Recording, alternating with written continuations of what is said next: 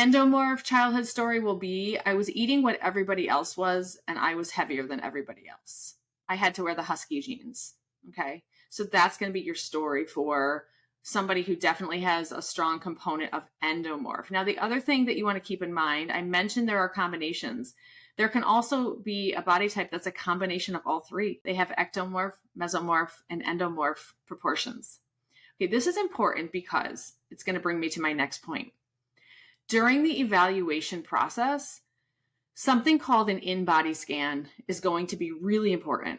Okay, if you don't have an InBody scan, that's fine. Actually, patients can go to a nearby place and they often can just get a standalone InBody scan. Okay, so this is important because we need to know where our people are starting. If I have somebody who comes in and they get on the InBody and their muscle mass is low, okay, then it's going to be hard to put them in a deficit, because the deficit is actually going to have to be it's going to drive the calories for the day down pretty low. And that's not going to be super comfortable. So often, just as an FYI, if you have somebody who comes in with low muscle mass, a lot of times we're actually trying to gain a little bit of muscle mass. And by default, we can drop their body fat percentage that way.